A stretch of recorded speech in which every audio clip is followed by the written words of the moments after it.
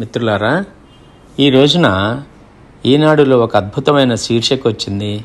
చాలా బాగుంది. అది మీతో షేర్ చేసుకుందామని నేను ఈ చిన్న ఈ ఆడియో చేస్తున్నాను. పరమాత్ముని పట్టపు రాణి అని ఒక చిన్న శీర్షిక వచ్చింది.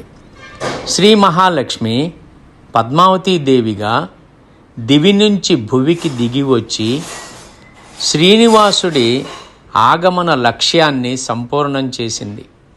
ఆ ఆపద్బాంధవుడు తిరుమలలో అవతరించి భక్తులకు కొంగు బంగారమైతే ఆమె తిరుచానూరులో ఆవిర్భవించి కరుణాలయగా కటాక్షిస్తోంది.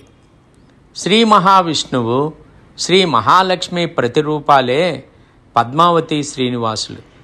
వారి అనుబంధాన్ని భక్త కవులు పున్నమికి వెన్నెలకి, సూర్యునికి కిరణాలకి, కడలకి అలలకి, పూలకి పరిమళానికి మధ్య ఉన్న బంధంతో పోల్చారు. శ్రీకృష్ణదేవరాయలు తన ఆముక్తమాల్యద కావ్యంలో మరింత రమ్యంగా లక్ష్మీదేవి ధరించిన రత్నహారంలో విష్ణుదేవుడి సౌందర్యము, ఆ స్వామి అలంకరించుకున్న కౌస్తుభమణి దర్పణంలో లక్ష్మీదేవి సౌందర్యం పరస్పరం ప్రతిబింబిస్తూ ఉంటాయని అభివర్ణించారు. పోతనామాత్యులు, అన్నమాచార్యులు ఆ పరమ పావనిని పరమాత్మ పట్టపురాణిగా ప్రస్తుతించారు. శ్రీదేవి తోడుగా ఉన్నందునే సప్తగిరీశుడు శ్రీనివాసుడయ్యాడని, శౌర్యలక్ష్మిగా వక్షస్థలంలో కొలువై ఉన్నందునే ఆ లోకేశుడు లోకాల్ని సమర్థంగా సంరక్షిస్తున్నాడని, భాగ్యలక్ష్మిగా ఆ బ్రహ్మాండ నాయకుడిలో సగభాగమైనందునే భక్తజనులకు భోగభాగ్యాలు ప్రసాదిస్తున్నాడని అమ్మవారి ఉపాసకుల ప్రగాఢ విశ్వాసం. ఆ దేవదేవి ధ్యానంతో మానసిక ప్రశాంతతతో పాటు ఇంద్రియ నిగ్రహం సుసాధ్యమవుతామంటారు భక్తులు. అమ్మవారు వెలిసిన దివ్యధామం శాంతి నిలయంగా ప్రసిద్ధం. శాంతితో పాటు తన భక్తుల్లో క్షమాగుణాన్ని వృద్ధి చేసే శక్తిమతి ఆ పద్మావతి. అందుకే ఆ తల్లిని తత్క్షాంతి సంవర్ధనీం అని స్తుతిస్తారు. తిరుచానూరులో కొలువైన అలమేలు మంగమ్మను దర్శనం చేసుకుంటేనే తిరుపతి యాత్ర పూర్తయినట్లని భక్తజనులు విశ్వాసిస్తారు. అన్నమయ్య మనముడు తాళ్లపాక చిన్నన్న పద్మావతి అమ్మవారి వైభవాన్ని ఓ తాళపత్రంలో సంపూర్ణంగా వివరించాడు.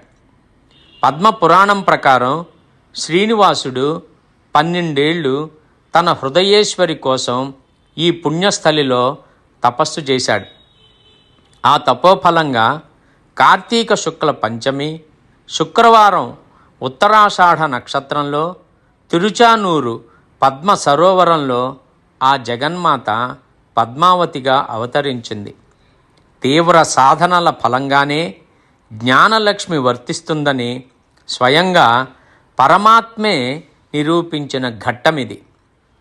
అందుకే సిరుల తల్లి ఆవిర్భవించిన శ్రీకొలను తిరుమల పుష్కరిణి అంతటి పరమ పవిత్రం. తిరుచానూరు తీర్థక్షేత్రంలో ఆ కరుణాంతరంగ చతుర్భుజాలతో పద్మాసిని అయి దర్శనమిస్తుంది. అమ్మవారి దేవాలయ విశాల ప్రాంగణం ఒకానొకప్పుడు శ్రీవారి ధాన్యాగారమట. ఆ దివ్యధామాన్ని అలమేలు మంగపట్నం, శ్రీశుకపురం అని కూడా పిలుస్తారు. కార్తీక మాసంలో ఆ దేవదేవికి అంగరంగ వైభవంగా బ్రహ్మోత్సవాలు నిర్వహిస్తారు. వేడుకల వేళ విశ్వజనని వాహన వైభవం వీక్షకులకు నయనానందకరం. శేషవాహనంపై అనంతలక్ష్మిగా, హంసవాహిని అయి సరస్వతిగా, కల్పవృక్షంపై కామితార్థప్రదాయినిగా ఇలా రోజుకొక్క రూపంలో దర్శనమిస్తూ ఆ బ్రహ్మాండ నాయకి భక్తుల్ని ధన్యుల్ని చేస్తుంది. ఆ పద్మావతీదేవి అనుగ్రహ ప్రాప్తిరస్తు. సర్వే జనా సుఖినో భవంతు. ఏడుకొండలవాడ వెంకటరమణ గోవింద గోవింద. సర్వే జనా సుఖినో భవంతు. సమస్త సన్మంగళాని భవంతు.